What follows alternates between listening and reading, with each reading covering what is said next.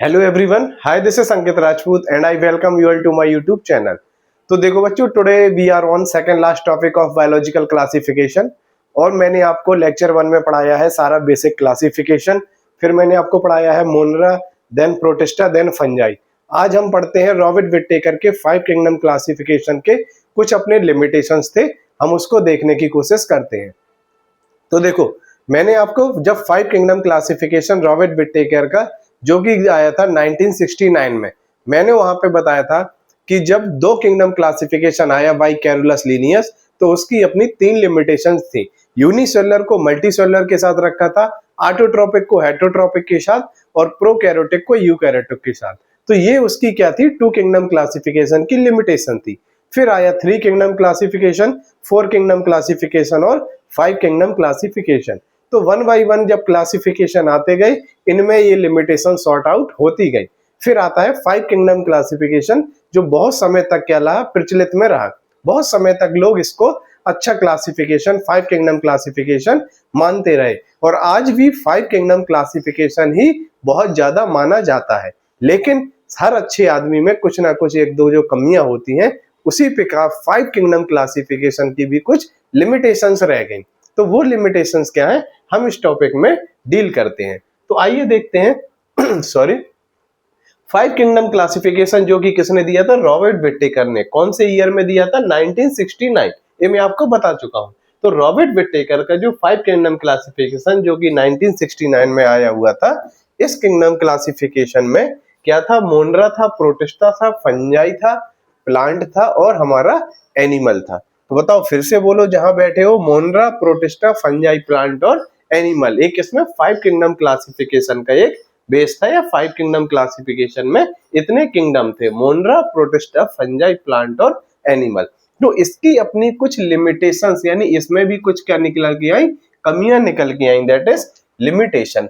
तो वो लिमिटेशन क्या थी कि भाई ए सेलुलर ऑर्गेनिज्म और लाइकेंस, फिर से बोलो, ए सेलुलर ऑर्गेनिज्म और लाइकेंस को क्या है, doesn't find place in 5 kingdom classification.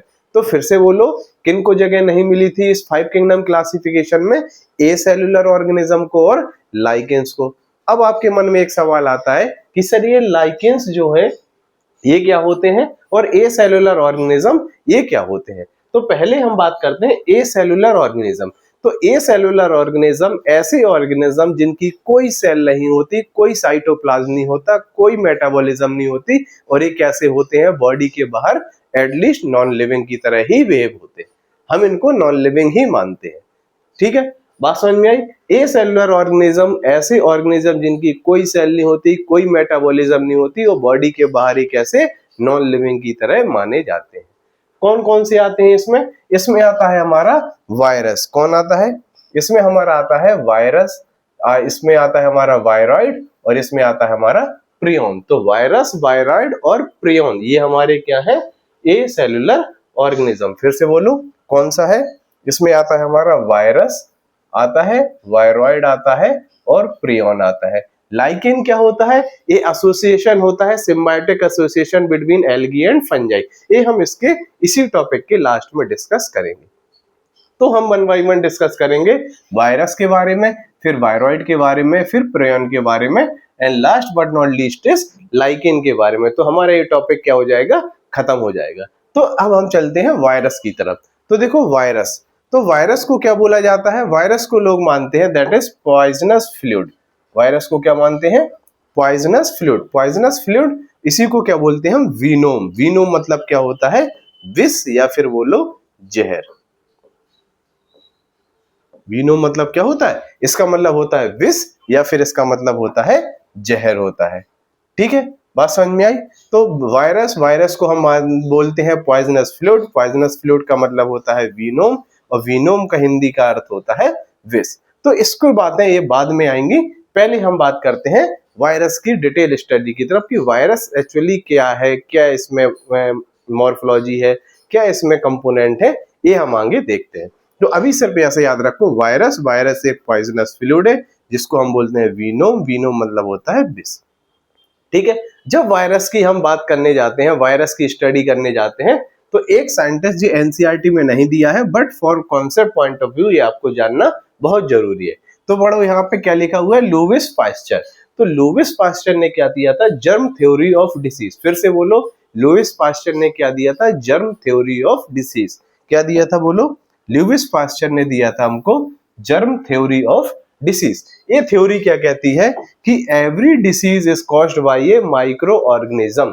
कौन सी theory, germ theory of disease कहती है लुईस पास्चर की कि एवरी और disease is caused by a micro organism, या फिर क्या बोल सकते हैं हम, जर्म्स। यानी हर बीमारी किसी ना किसी माइक्रो ऑर्गेनिज्म से होती है।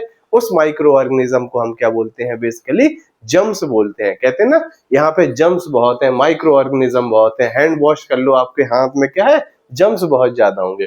तो लुईस पास्चर की जर्म थ्योरी ऑफ डिसीज कहती है कि every disease is caused by a micro organism और जर्म्स। और याद रखना कि लुईस पास्चर के टाइम पे, किसके टाइम पे, लुईस पास्चर के टाइम पे जो स्मॉलेस्ट माइक्रो ऑर्गेनिज्म, फिर से सुनो ये बात, गौर से सुनने वाली बात है कि लुईस पास्चर के टाइम पे सबसे छोटा माइक्रो ऑर्गेनिज्म जो माना जाता था वो था बैक्टीरिया। क्या था, bacteria. Bacteria was the smallest micro organism, जो कि माना जाता था किसके, लुईस पास्चर के टाइम पे। और मैंने यहाँ पे लिख भी दिया, माना जाता था किसके, लुईस पास्चर के टाइम पे बैक्टीरिया को सबसे स्मॉलेस्ट माइक्रो ऑर्गेनिज्म माना जाता था। ये बात हो गई हमारी लुईस पास्चर साहब की। फिर से बोलो, लुईस पास्चर ने जर्म थ्योरी ऑफ डिसीज दी थी। Every disease is caused by a micro organism और जर्म्स। और सबसे छोटा माइक्रो ऑर्गेनिज्म लुईस पास्चर के टाइम पे क्या माना जाता था, बैक्टीरिया। गुड। फिर आते हैं हम डीजे अवेनिस की। तो लुईस पास्चर के बाद फिर बात आती है डीजे अवेनिस की। ये पढ़ने के पहले आपके दिमाग में दो बातें याद होनी चाहिए कि every disease is caused by a micro organism और जर्म्स। दूसरी बात कि जो सबसे स्मॉलेस्ट माइक्रो ऑर्गेनिज्म अभी तक माना जाता था वो क्या था, बैक्टीरिया। यानी बैक्टीरिया से छोटा कोई भी माइक्रो ऑर्गेनिज्म लोगों को पता नहीं था। फिर आते हैं हमारे साइंटिस्ट, कौन से, डीजे अवेनिस की। डीजे अवेनिस की कौन सा ईयर, ये बहुत याद रखना, 1892। इनका याद रखना 1898। तो ऐसे याद रखो आप, ईयर 1892 से 1898। ठीक है। तो डीजे अवेनिस की इन्हीं को अगर हम फुल फॉर्म की बात करें तो दमनेत्री अवेनिस की इन ईयर 1892। इन्होंने क्या किया, देखो, इन्होंने एक पौधा देखा,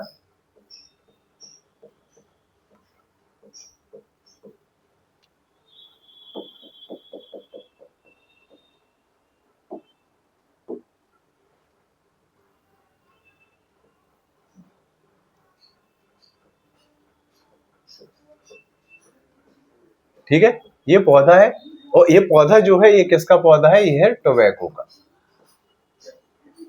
तम्बाकू का पौधा है। यानी टोबैको इसको इंग्लिश में बोलते हैं। नॉर्मली हम क्या यूज करते हैं, तम्बाकू, लेकिन उसको इंग्लिश में क्या बोला जाता है, टोबैको। आपने सिगरेट के डिब्बे के ऊपर पढ़ा हुआ, टोबैको कॉसेस कैंसर, वो वही वाला पौधा है। तो टोबैको का जो पौधा था, ये इसकी क्या हो गई, नॉर्मल लीफ। ये क्या है इसकी, नॉर्मल लीफ। तो नॉर्मल लीफ, और ये क्या है, टोबैको मोज़ेक डिसीज, TMB। इसी को क्या बोलते हैं हम, टोबैको, हाँ इधर लिख देता हूं दूसरे कलर से, टोबैको मोज़ेक डिसीज। यानी इस पत्तियों में क्या हो गई, टोबैको मोज़ेक डिसीज नाम की एक बीमारी हो गई। तो क्या हो जाती है, इसकी पत्तियों में ये ऐसे ऐसे स्पॉट पड़ जाते हैं। तो ये है नॉर्मल लीफ। और जब इसमें TMD that is tobacco mosaic disease हो जाती है, तो इसकी पत्तियों में क्या है, चकत्ते से पड़ जाते हैं। तो ये किसका पौधा है, टोबैको प्लांट। इसमें कौन सी बीमारी है, इसमें है टोबैको मोज़ेक डिसीज नाम की बीमारी। तो इन्होंने देखा कि यार टोबैको मोज़ेक डिसीज नाम की ये जो बीमारी है टोबैको प्लांट में, तो ये किससे हुई होगी बताओ, किसी ना किसी माइक्रो ऑर्गेनिज्म से। और सबसे छोटा माइक्रो ऑर्गेनिज्म उस टाइम पे क्या माना जाता था, वो था बैक्टीरिया। तो इन्होंने क्या किया कि ये जो टोबैको का प्लांट था, जिसमें क्या था, TMB डिसीज थी, TMB डिसीज थी, टोबैको मोज़ेक डिसीज थी। तो इन्होंने इसकी क्या बनाई, स्लरी। स्लरी में को मत क्या बोलते हैं हम, अगर हिंदी में बोले तो स्लरी मतलब होता है चटनी, या फिर इसका क्या बनाया इन्होंने, पेस्ट। तो जो ये TMB वाली जो बीमारी थी, टोबैको मोज़ेक डिसीज थी, इसकी क्या बनाई, इनकी पत्तियों की इन्होंने बनाई स्लरी यानी पेस्ट बनाया। जब इन्होंने उस पेस्ट को क्या किया, बैक्टीरिया फिल्टर पेपर से पास किया। ये मैंने गूगल से डायग्राम उठाया हुआ है, वही हमारा क्या है, बैक्टीरिया फिल्टर पेपर। तो जब मैंने इस चटनी को या फिर डीजे अवनेस्की ने इस फिल्टर पेपर से इस स्लरी यानी चटनी को पास कराया, तो बताओ अगर ये डिसीज बैक्टीरिया से होती तो बैक्टीरिया को इसमें बैक्टीरिया फिल्टर पेपर में फंस जाना चाहिए। लाइकवाइज जैसे हम जब चाय छानते हैं तो चाय की छन्नी में चाय की जो पत्ती होती है वो ऊपर छन जाती है, नीचे हमारी ड्रिंक करने वाली जो चाय है जिसको हम पीते हैं वो नीचे आ जाती है, बट जो चाय की पत्ती ऊपर छन जाती है। उसी प्रकार अगर मैं इससे बैक्टीरिया फिल्टर पेपर का यूज करूं और इस स्लरी इस चटनी को इससे पास करूं, तो अगर इसमें बैक्टीरिया प्रेजेंट होगा तो बैक्टीरिया इसमें रह जाएगा कि नहीं रह जाएगा, और जो बचा हुआ जो लिक्विड पार्ट है वो मेरा नीचे आ जाएगा। हाँ, तो यही कुछ एक्सपेरिमेंट है, ऐसे सिंपल सा एक्सपेरिमेंट। अभी तक आपने जो पढ़ा उसको अगर नहीं समझ में आया तो भूल लो। अब इसको देखो, डीजे अवेनेस्की 1892 इन्होंने क्या किया, टोबैको मोज़ेक डिसीज यानी तंबाकू के पौधे में एक बीमारी होती है टोबैको मोज़ेक डिसीज, जिससे उसकी पत्तियों में चकत्ते से पड़ जाते हैं। इन्होंने क्या किया, उसकी स्लरी यानी चटनी जैसा पेस्ट बनाया, उस पेस्ट को बैक्टीरिया फिल्टर पेपर से पास किया। तो जब बैक्टीरिया फिल्टर पेपर से पास किया तो इनको कैसा ये लिक्विड मिला, कैसा लिक्विड, ये लिक्विड मिला। और जब इन्होंने इस लिक्विड में देखा तो ठीक है, इस लिक्विड में देखा और इस बैक्टीरिया फिल्टर पेपर में देखा, तो बैक्टीरिया फिल्टर पेपर में इन्होंने कुछ नहीं पाया। क्या found, he found nothing in bacteria filter paper. तो इन्होंने बैक्टीरिया फिल्टर पेपर में कुछ भी नहीं मिला।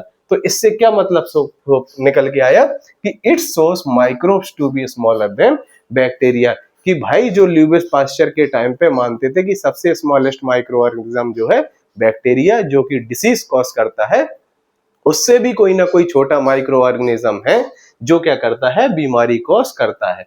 तो अब बताओ, अगर बैक्टीरिया फिल्टर पेपर में यहाँ बैक्टीरिया पाया जाता, दैट मीन्स जो टीएमडी डिसीज हो रही है वो किससे हो रही है, बैक्टीरिया से। लेकिन बैक्टीरिया फिल्टर पेपर में तो कुछ भी नहीं मिला। तो इससे क्या निष्कर्ष निकल के आया, he found nothing in bacteria filter paper. और इससे क्या सॉल्यूशन निकल के आया, it shows that microbes to be smaller than bacteria. यहाँ से लोगों का दिमाग चमका कि यार बैक्टीरिया से भी कोई ना कोई छोटा माइक्रो ऑर्गेनिज्म है जो क्या कॉज कर रहा है, बीमारी कॉज कर रहा है।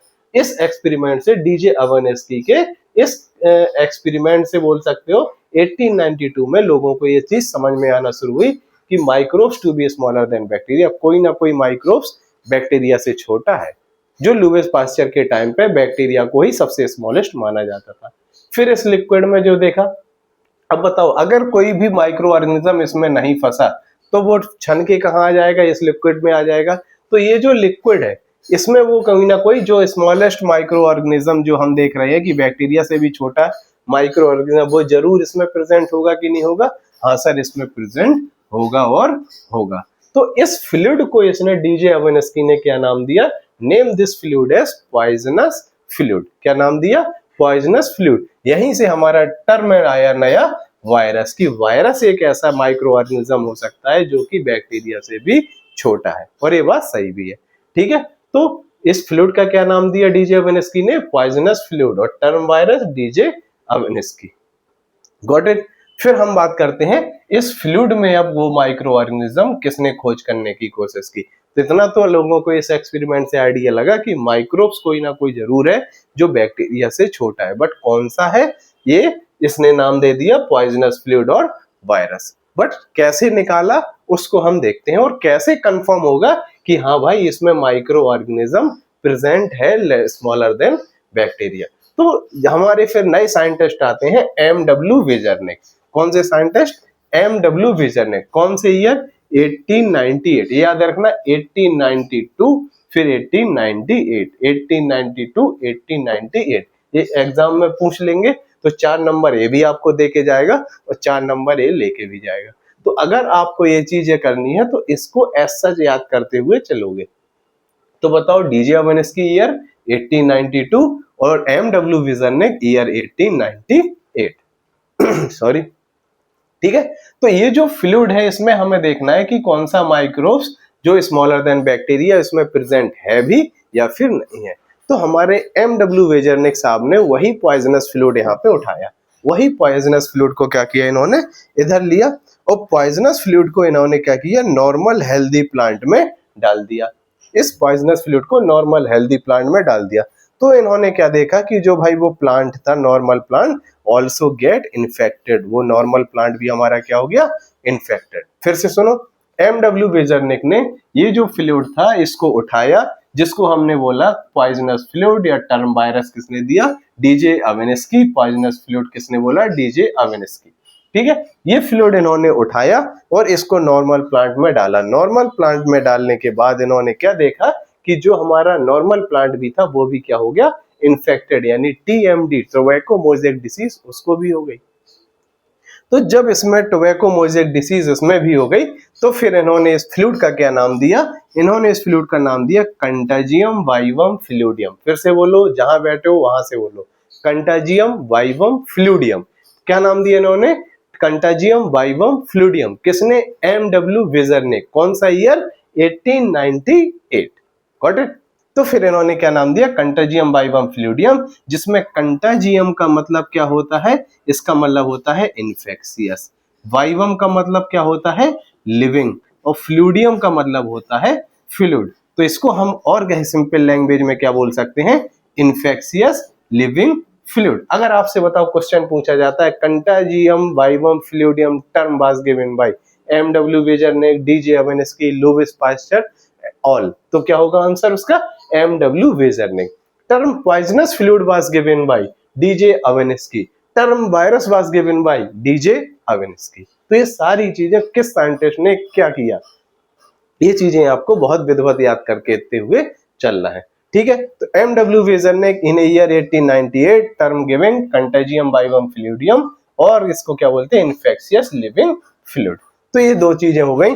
अब लुईस पास्चर भी हमने पढ़ लिया, उन्होंने क्या काम किया, डीजे अवेनिस्की ने पढ़ लिया हमने, उन्होंने क्या काम किया, एमडब्ल्यू वेजरनिक ने क्या काम किया, हमने तीन साइंटिस्ट पढ़ लिए हैं। तो इनको इसी ऑर्डर में आपको पढ़ना है। फिर आते हैं हमारे WM स्टैनले। कौन सा ईयर, 1935। याद रखना 1969, जो हमारा विटेकर क्लासिफिकेशन, सॉरी, जो हमारा रॉबर्ट विटेकर क्लासिफिकेशन था वो क्या था, 1969, और ये जो हमारा है WM स्टैनले 1935। ऐसा सच आपको कैसे भी याद करना है, बस इसको याद करते हुए आपको दिमाग में रखना है, क्योंकि ये चीजें भी आजकल एग्जाम में पूछने लगे हैं, क्योंकि हमें ये नहीं पता कहाँ से आएगा, बट हमें इतना श्योर है कि इसी एनसीईआरटी से और यहीं से ही आएगा। ठीक है, तो हमें सारी चीजें पढ़ते हुए चलना है। तो WM स्टैनले इन ईयर 1935 इन्होंने source crystalline structure of virus, जो पॉइजनस फ्लूइड यानी वायरस की बात हुई थी, डीजे अवेनिस्की ने वायरस नाम दिया था, और हमें ये यहाँ से पता चला कि जो बैक्टीरिया से भी जो छोटा माइक्रो ऑर्गेनिज्म है वो हमारा क्या है, वायरस। तो वायरस यहाँ से कंफर्म हुआ कि हाँ भाई, इस पॉइजनस फ्लूइड में नॉर्मल हेल्दी प्लांट में डालने से प्लांट भी इन्फेक्ट हो जा रहा है, यानी इसमें कुछ ना कुछ स्मॉलर माइक्रो ऑर्गेनिज्म है। और वो कौन सा माइक्रो ऑर्गेनिज्म है, दैट वाज वायरस। तो वायरस हमें नहीं समझ में आ रहा था कि यार वायरस देखने में कैसे लगता होगा, वायरस में क्या कंपोजिशन होगा, वायरस क्या चीज है। तो इन्होंने इसका क्या दिया, क्रिस्टलाइन स्ट्रक्चर, जिससे हम वायरस के बारे में पढ़ पाए, जान पाए और समझ पाए। तो crystalline structure was of virus was given by WM Stanley. एक क्वेश्चन आपका यहाँ पे बनता है कि कौन सा crystalline structure was given by WM Stanley, year 1935। इन्होंने क्या देखा, देखो वायरस में स्ट्रक्चर। तो ये देखते हैं कि वायरस में बाहर साइड में क्या है, एक प्रोटीन की कोटिंग। क्या है ये जो बाहर हो गई, ये क्या है, वायरस की प्रोटीन की कोटिंग। तो इसको क्या बोला इन्होंने, प्रोटीन कोट। तो वायरस के बाहर की कवरिंग को प्रोटीन कोट, और जो वो प्रोटीन कोट है वो किसकी बनी है, या फिर क्या बोलते हैं हम इसको, ये प्रोटीन कोट को बोलते हैं हम कैप्सिड। तो प्रोटीन कोट बाहर की तरफ है, क्या बोलते हैं हम इसको, कैप्सिड। और कैप्सिड किससे बनी है, made up of small sub unit known as capsomere. तो ये क्वेश्चन यहाँ से आता है, बताओ बाहर की कवरिंग को क्या बोलते हैं, प्रोटीन कोट।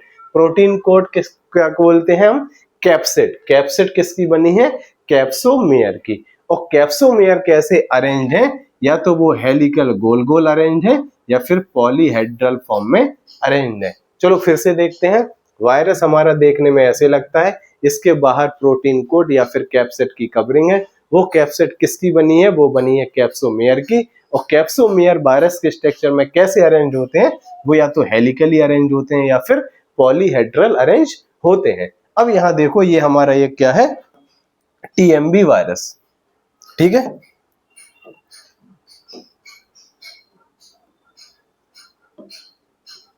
देखो ये क्या है? एक हमारा टोबैको मोज़ेक वायरस। तो टोबैको मोज़ेक वायरस में ये तो हो गया इसका जेनेटिक मटेरियल यानी न्यूक्लिक एसिड। वो मैं आपको ये देखो ये क्या है? कैप्सिड। ये क्या है?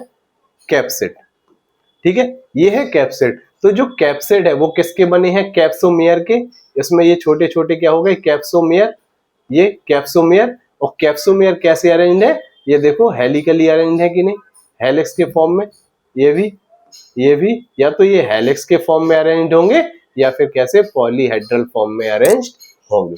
Got it? यहां तक अगर आपको बात समझ में आई तो मैं फिर आगे बढ़ता हूं। नहीं भी समझ में आती है तो आप मेरे इस नंबर पे पूछ सकते हो 7897984128। इस पे आप मुझसे व्हाट्सएप करके पूछ सकते हो। ये चीज समझ में आई? प्रोटीन कवरिंग वायरस की यानी प्रोटीन कोड बोलते हैं किस, उसी को क्या बोलते हैं? कैप्सिड। किसकी बनी है? कैप्सोमेयर की। कैप्सोमेयर कैसे अरेंज्ड है? या तो हेलिकल फॉर्म में या फिर पॉलीहेड्रल फॉर्म में।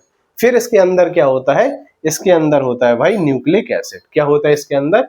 ये जो है ये क्या है? Genetic material that is nucleic acid. Nucleic acid हमारे दो, या तो डीएनए होता है या फिर आरएनए होता है। बताओ डीएनए होगा या फिर आरएनए? डीएनए या फिर आरएनए, कभी भी दोनों नहीं होंगे। कि भाई कोई आपको ऐसा वायरस मिल जाए जो लोग कहें कि इसमें डीएनए भी होता है इसमें आरएनए, तो ये इम्पॉसिबल। यानी अभी तक तो आपके सिलेबस के हिसाब से या फिर अभी तक मैंने तो नहीं पढ़ा।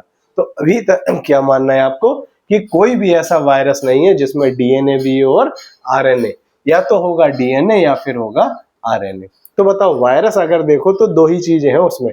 एक तो सॉरी प्रोटीन कवरिंग है, that is protein code. Capsid बोलते हैं उसको। कैप्सिड बनी है कैप्सोमेयर की। कैप्सोमेयर या तो हेलिकल अरेंज है या फिर पॉलीहेड्रल। उसके अंदर है न्यूक्लिक एसिड। न्यूक्लिक एसिड या तो होगा डीएनए या फिर आरएनए, कभी भी दोनों नहीं होंगे कि डीएनए भी प्रेजेंट है और आरएनए। अब आपसे कोई पूछ ले, बताओ कोरोना वायरस जिसने बहुत ही हम लोगों के मन में डर बैठा रखा था, एक पैंडेमिक सिचुएशन अभी 2 साल 3 साल पहले आई हुई थी। तो बताओ कोरोना वायरस में क्या ही होगा? आपने देखा वायरस है तो इसके बाहर भी एक प्रोटीन की कवरिंग होगी यानी प्रोटीन कोड होगा। अंदर इसका न्यूक्लिक एसिड यानी जेनेटिक मटेरियल होगा डीएनए या फिर आरएनए। बस वायरस में दो ही चीजें होती हैं, ठीक है। तो ये क्या हो गई? वायरस की क्रिस्टलाइन स्ट्रक्चर, जो कि किसने दिखाया था? WM स्टैनले साहब ने दिखाया था। ये वायरस से रिलेटेड बात है। अब कहते हैं कि virus is an obligate parasite. तो यहाँ पे मैंने आपको एक छोटी सी फोटो गूगल से अटैच करी है कि ऑब्लिगेट पैरासाइट क्या होते हैं। तो देखो obligate parasite is a parasite that depend on host for its nutrition या फिर reproduction, habitat and survival. It does not be able to survive if away from the host.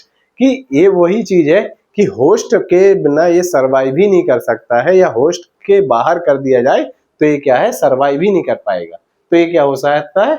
Obligate parasite. जैसे आप याद करो कोरोना वायरस। कोरोना वायरस अगर मेरी body के बाहर है तो वो क्या है? नॉन लिविंग फॉर्म में। जैसे ही वो बॉडी के अंदर आया तो वो क्या है? हो गया लिविंग हो गया, यानी मेरी मेटाबॉलिज्म यूज करने लगा। तो आइए हम उसको पहले थोड़ा और डिटेल में देखते हैं। तो देखो अगर कोई भी वायरस है तो उसके अंदर क्या होगा? बताओ बाहर एक कैप्सिड, सिंपल, और ये हो गया उसके अंदर जेनेटिक मटेरियल। ये क्या हो गया? Nucleic acid. अब बताओ न्यूक्लिक एसिड में या तो होगा डीएनए या फिर क्या होगा? आरएनए। Never both. वही सिंपल सी बात, ऊपर की बात मैंने नीचे लिख दी कि कोई भी वायरस होगा तो वो ऐसे होगा। अब ये जो वायरस है इसमें क्या है? ना तो कोई सेल होती, नो सेल, नो साइटोप्लाज्म, कोई भी साइटोप्लाज्म नहीं होता। जब साइटोप्लाज्म नहीं होगा तो बताओ क्या मेटाबॉलिज्म चलेगी? नहीं। ये बहुत इंपॉर्टेंट, मेटाबॉलिज्म। और अगर बताओ मेटाबॉलिज्म नहीं चल रही है तो मेटाबॉलिज्म नहीं चल रही तो ये क्या है हमारा? Non living. क्लियर है? बताओ, वायरस में ना तो कोई सेल होती, ना कोई साइटोप्लाज्म होता, ना कोई मेटाबॉलिज्म चलती। जब मेटाबॉलिज्म नहीं चलती तो ये क्या है, नॉन लिविंग। तो अगर बताओ जिंदा रहने के लिए मेटाबॉलिज्म जरूरी है। अगर किसी सेल के अंदर मेटाबॉलिज्म चल रही है मतलब वो ऑर्गेनिज्म या वो सेल क्या है, लिविंग। अगर मेटाबॉलिज्म बंद तो वो क्या हो जाता है, डेथ या फिर नॉन लिविंग। क्लियर है? तो इस वायरस के अंदर ये सारी चीजें हैं, ना तो कोई सेल है, ना साइटोप्लाज्म, ना मेटाबॉलिज्म, और ये कैसे ट्रीट हो रहा है, नॉन लिविंग की तरह। अब यही वायरस क्या करता है, यही वायरस हमारा जाता है होस्ट सेल के अंदर। तो ये होस्ट सेल मान लो मेरी सेल, ये क्या हो गई, होस्ट सेल। होस्ट सेल यानी हम मेरी ही सेल मान लो, दैट इज ह्यूमन सेल। तो ये जो मैं आपको बताऊं, तो ये जो वायरस है ये इसके अंदर जाता है, ये ऐसे अंदर नहीं जाता है। ये पहले अपना क्या है, ये न्यूक्लिक एसिड डीएनए भेजेगा या फिर आरएनए भेजेगा। लेकिन हमने ऐसे रेप्लिकेट करके ये वायरस बना देता हूं कि ये मान लो ये वायरस बन गया। मैं इस फिर से बता रहा हूं कि सीधे वायरस नहीं जाता है, ये अपना जेनेटिक मटेरियल भेजता है, फिर ये रेप्लिकेट करता है और ऐसे नए वायरस बन गए।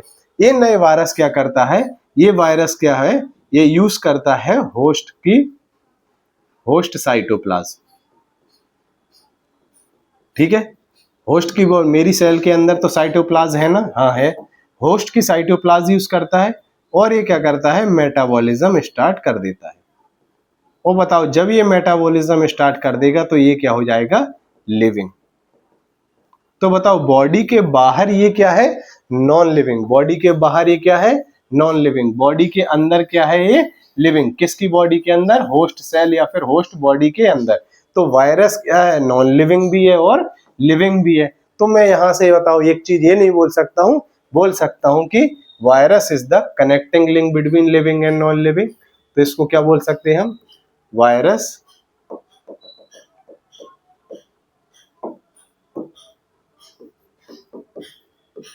Virus is the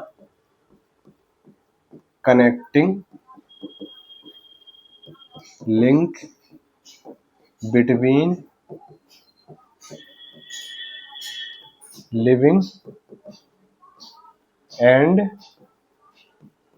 non living।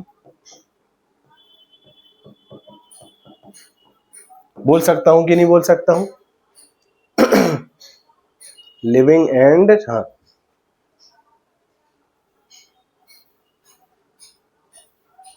देखो यहां लिख देता हूं।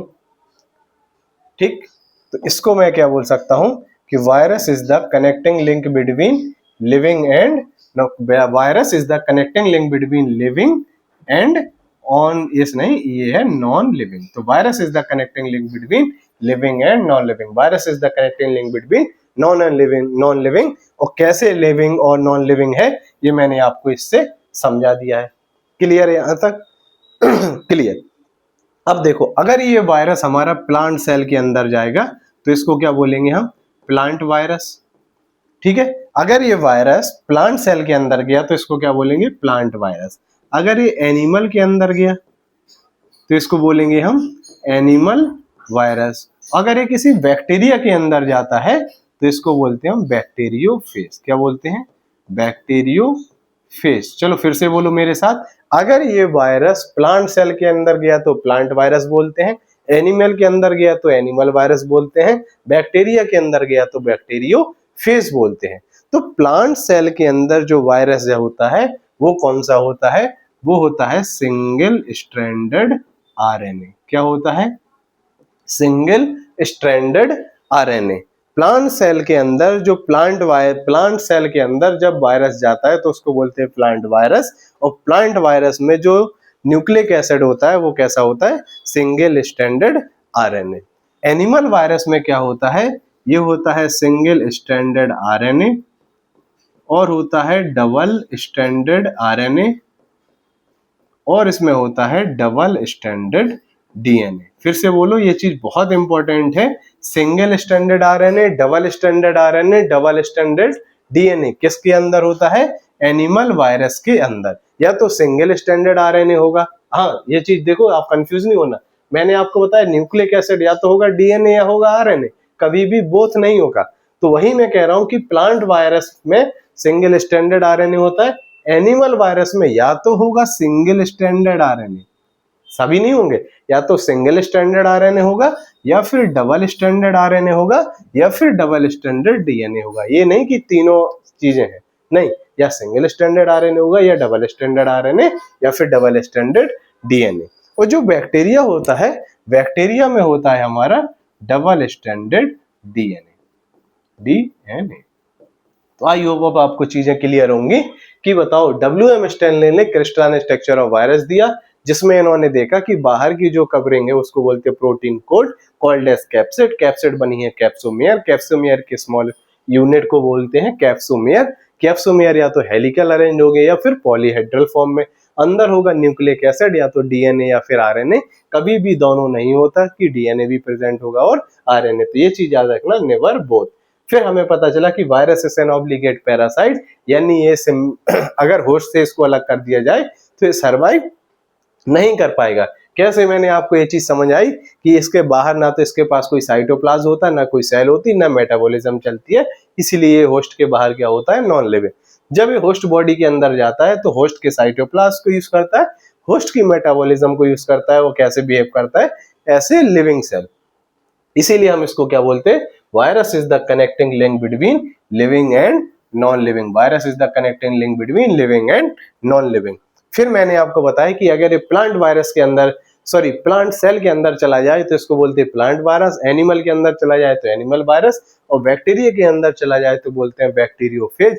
और प्लांट वायरस में ज्यादातर क्या होता है, जनरली, हाँ ये जनरल वाली बातें हैं, कि जनरली आप देखोगे कि मोस्ट ऑफ द प्लांट, ज्यादातर प्लांटों में जो प्लांट वायरस होगा वो सिंगल स्टैंडर्ड आरएनए होगा। एनिमल वायरस जो होगा या तो सिंगल स्टैंडर्ड आरएनए होगा, डबल स्टैंडर्ड आरएनए और डबल स्टैंडर्ड डीएनए। बैक्टीरियोफेज यानी बैक्टीरिया में जब कोई वायरस जाएगा तो वो या तो डबल स्टैंडर्ड डीएनए होगा। ये आपका सारा एनसीईआरटी का डाटा है। अब देखो ये बैक्टीरिया फेज, ये बैक्टीरियोफेज का डायग्राम दिया हुआ है। ये जो बैक्टीरियोफेज आपका होता है, एक इसमें ये टेल्स होती हैं, तो 1 2 3 4 5 6 6 टेल होती हैं। ये जो होता है ये सीथ होता है, ये कॉलर और इसका ये हेड होता है। तो ये डायग्राम आप एज सच इसको याद कर लेना, ये आपकी एनसीईआरटी में भी दिया गया है। ठीक है, ये मैंने आपको बताया, ये गूगल से आउट ऑफ एनसीईआरटी है, ये सिर्फ मैंने समझाने को आपको यहाँ पे ऐड किया था। फिर हम चलते हैं अपनी नेक्स्ट स्लाइड पे। देखो मैंने आपको वायरस से रिलेटेड जितनी भी बातें थी वो मैंने आपको समझा दी। अब हम आते हैं दूसरा हमारा acellular structure, that is viroid. तो जो वायरॉइड शब्द दिया था टीओ डायोनर साहब ने दिया था, कौन सी ईयर, 1971। फिर से बोलो, टीओ डायोनिर इन ए ईयर 1971। कौन सा टर्म, दैट इज वायरॉइड। तो वायरॉइड के बारे में अगर हम पढ़ें तो वायरॉइड आर स्मॉलर पार्टिकल। हाँ भाई ये तो स्मॉलर पार्टिकल है। बताओ लुईस पास्चर के टाइम पे सबसे छोटा माइक्रो ऑर्गेनिज्म क्या माना जाता था, बैक्टीरिया। फिर डीजे अवेन्स्की और एमडब्ल्यू वेजरनिक ने ये चीज बताई कि भाई इससे भी छोटा एक माइक्रो ऑर्गेनिज्म प्रेजेंट हो सकता है, वो क्या निकल के आया, वायरस। तो वायरस को हमने अब पढ़ लिया है। अब बात आती है वायरॉइड। तो वायरॉइड आर स्मॉलर पार्टिकल। अच्छा ये भी स्मॉलर पार्टिकल है, और किससे स्मॉलर पार्टिकल है, तो ये देख दो, viroid are smaller particle than virus. भाई ये तो वायरस से भी छोटा है। सोचो वायरस किससे छोटा था, बैक्टीरिया से। देखो बैक्टीरिया से छोटा वायरस, वायरस से भी छोटा क्या निकल के आया, वायरॉइड। अब इसके पहले बताओ वायरस में था ही क्या, एक इसके पास एक कवरिंग थी और इसमें ये क्या था, genetic material, that is nucleic acid. Nucleic acid या तो डीएनए होगा या फिर आरएनए, और इसके पास एक प्रोटीन कोड थी। तो दो चीजें, कैप्सिड और डीएनए या फिर आरएनए नाम का न्यूक्लिक एसिड। ऐसे याद रखो, सिर्फ वायरस में दो चीजें, एक प्रोटीन कोड और एक nucleic acid. Protein coat, nucleic acid. इसमें क्या होता है ये देखते हैं। वायरॉइड और smaller particle, viroid are smaller than virus. तो इसमें क्या होगा, हैव इन्फेक्शियस आरएनए। इसमें क्या होता है, आरएनए यानी न्यूक्लिक एसिड होता है। न्यूक्लिक एसिड कौन सा, RNA as a nucleic acid होता है। वो कैसा होता है, low molecular weight. Low molecular weight मतलब बहुत कम अमाउंट में होता है। Lack protein coat. बताओ प्रोटीन कोड लैक मतलब इसमें क्या नहीं होता है, कैप्सिड जो किस में थी, हमारी वायरस में थी। तो बताओ इसमें सिर्फ क्या होता है, ये नाम का आरएनए। ये हो गया, ये क्या है, वायरॉइड। और ये भी कैसा, लो मॉलिक्यूलर वेट का आरएनए। तो ऐसे एसेलुलर ऑर्गेनिज्म को क्या बोलते हैं हम, वायरॉइड। तो वायरॉइड हमारी कौन सी बीमारी कॉज करता है, वायरॉइड हमारी बीमारी कॉज करता है पोटैटो स्पिंडल ट्यूबर डिसीज। कौन सी? आलू में एक बीमारी कॉज करता है जिसको क्या बोलते हैं हम? Potato spindle tuber disease. फिर से बोलो, potato spindle tuber disease is caused by A viroid. Viroid कैसा है? लो मॉलिक्यूलर वेट आरएनए, क्या नहीं होती है इसमें? प्रोटीन कोट नहीं होती। फिर आता है हमारा प्रियन, जो कि ये क्या है? ये सेलुलर स्ट्रक्चर, इसमें क्या है? Abnormally folded infectious protein. कैसी? अब बताओ, वायरस में क्या थी? ये हो गया प्रोटीन की coat, genetic material, that is nucleic acid. ठीक है, तो इसमें क्या है? एबनॉर्मली, ये जो प्रोटीन है ये एबनॉर्मली फोल्डेड होती है। ठीक है, ये सही से नहीं पाई जाती, यानी abnormally folded infectious protein, abnormally folded infectious protein. ठीक है, तो ये किसमें? प्रियन की बात हो रही है। तो प्रियन क्या करता है? Prion causes neural degeneration disease. तो बताओ, प्रियन में क्या है? एबनॉर्मली फोल्डेड प्रोटीन है, जेनेटिक मटेरियल अंदर न्यूक्लिक एसिड है, या तो डीएनए हो गया या आरएनए, लेकिन इसमें क्या है? प्रोटीन सही से प्रेजेंट नहीं है। ये जो प्रोटीन की कवरिंग है कैसी है? एबनॉर्मली फोल्डेड इन्फेक्शियस प्रोटीन है। तो ये कौन सी बीमारी कॉज करता है? Causes neural degeneration. जो हमारे नर्वस सिस्टम होता है, न्यूरॉन्स होते हैं, उनकी क्या करा देता है? ये डिजेनरेसी करा देता है, डिजेनरेट होने लगते हैं, खराब होने लगते हैं, खत्म होने लगते हैं। तो इससे हमारी दो बीमारी होती है। ठीक है, तो इससे कौन सी बीमारी होती है? दो बीमारी। पढ़ो, मैड काउ डिसीज। फिर से पढ़ो, mad cow disease. Mad cow disease इन काउ, यानी ये किसमें? गाय में ये बीमारी कॉज करता है, that is mad cow disease. ठीक है, उसी को हम क्या बोलते हैं? बोवाइन स्पॉन्जिफॉर्म इंसेफेलोपैथी, शॉर्ट में बोलो BSE नाम की बीमारी कॉज करता है। मैड काउ डिसीज इन काउ, उसी को क्या बोलते हैं? Bovine spongiform encephalopathy. बोवाइन मतलब ही होता है काउ। तो इसमें काउ में ये बीमारी कौन सी कॉज करता है? मैड काउ डिसीज, जिसको बोलते हैं हम बोवाइन स्पॉन्जिफॉर्म इंसेफेलोपैथी, शॉर्ट में बोले तो BSE। और ह्यूमन में कौन सी बीमारी कॉज करता है? CR Jakob disease. CR Jakob disease कौन सी? क्रूट्ज़फील्ड जैकब, हाँ ये जेड है। ठीक है, क्रूट्ज़फील्ड जैकब डिसीज किसमें कॉज करता है? ये ह्यूमन में। इसमें भी क्या है? हमारी नर्व्स क्या हो जाने लगती हैं? डिजेनरेट होने लगती हैं। तो बताओ, प्रियन से दो बीमारी होती हैं, बोवाइन स्पॉन्जिफॉर्म इंसेफेलोपैथी, जिसको बोलते हैं मैड काउ डिसीज, और ह्यूमन में CR Jakob disease, that is Creutzfeldt Jakob disease. किससे होती है? हमारी प्रियन से। प्रियन क्या है? Abnormally folded infectious protein. Viroid से क्या होता है? Potato spindle tuber disease.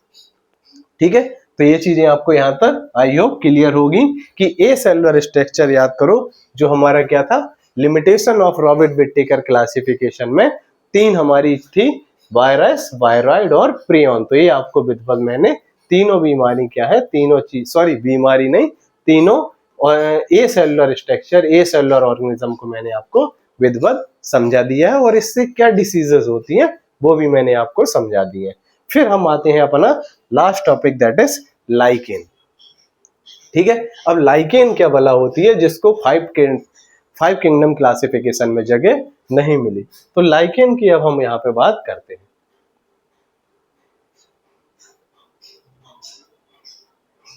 ठीक है, अब बात करते हैं हम लाइकेन की। तो लाइकेन क्या है? इसे it is a symbiotic relationship. Symbiotic relationship मैंने आपको बताया था कि सपोज ए है एक स्पीसीज ए है स्पीसीज बी, ए स्पीसीज को बी से फायदा, बी को ए से फायदा, लाइकवाइज बी को ए से फायदा या ए को ए बी से फायदा, यानी दोनों स्पीसीज एक दूसरे के बिना सरवाइव नहीं कर सकती हैं, दोनों को एक दूसरे का साथ चाहिए, दोनों एक दूसरे की क्या करते हैं? हेल्प करते हैं, या फिर दोनों सिम्बायोटिक रिलेशनशिप में रहते हैं। इसको हम क्या बोलते हैं? Symbiotic relationship.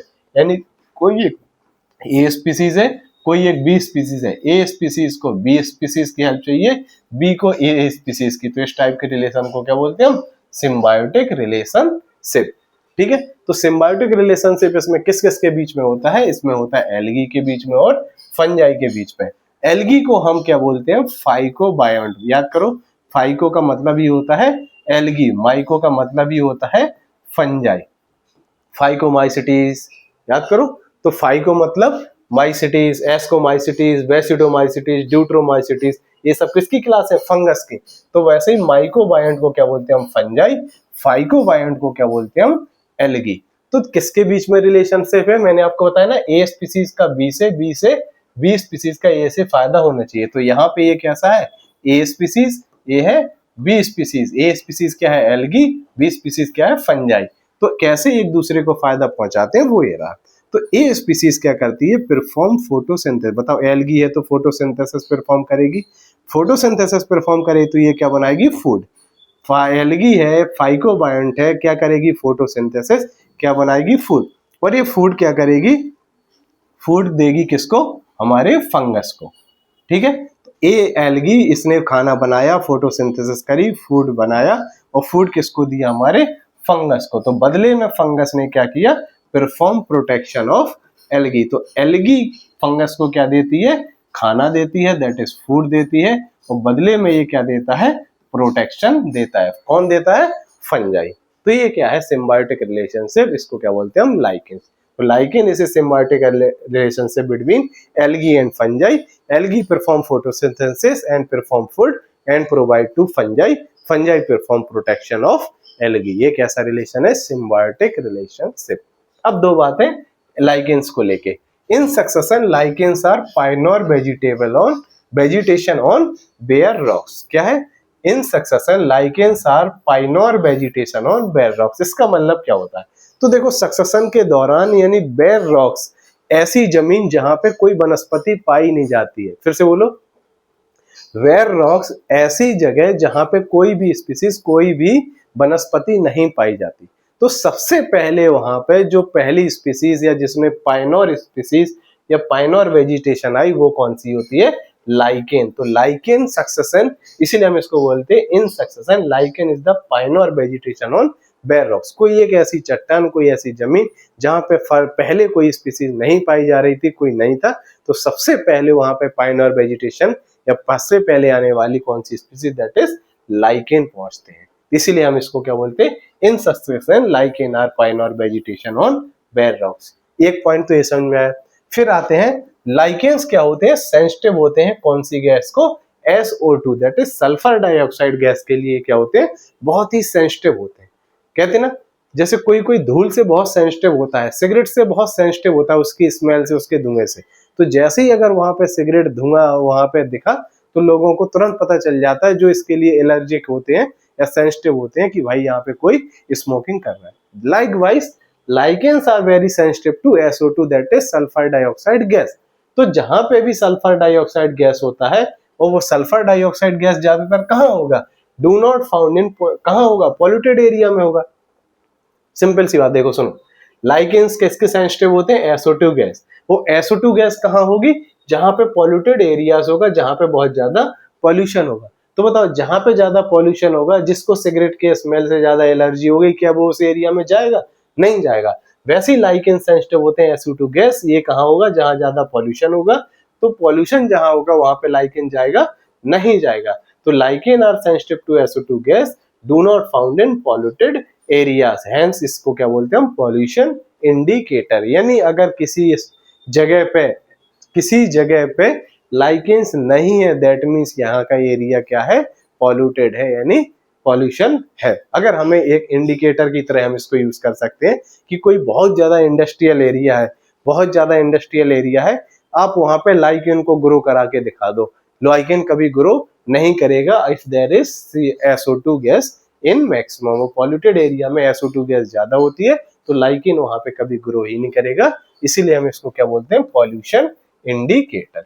तो देखो बच्चों, मैंने आपको वायरस अच्छे से पढ़ा दिया, वायरॉइड पढ़ा दिया, प्रॉन पढ़ा दिया, जो कि क्या थे? सारे ए सेलुलर ऑर्गेनिज्म, और इनको जगह कहाँ नहीं मिली थी? रॉबर्ट विटेकर के क्लासिफिकेशन में।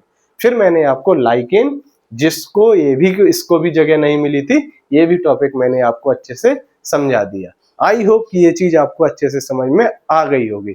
अगर फिर भी नहीं आती है तो you can freely connect me on 7897984128। आप मुझे इस नंबर पे व्हाट्सएप करके जो भी आपका इस टॉपिक से रिलेटेड या इस टॉपिक में या इस वीडियो में कोई भी सुधार की जरूरत है, तो आप मुझे इस पे व्हाट्सएप करके बता सकते हो। तब तक के लिए bye bye, take care, have a nice day.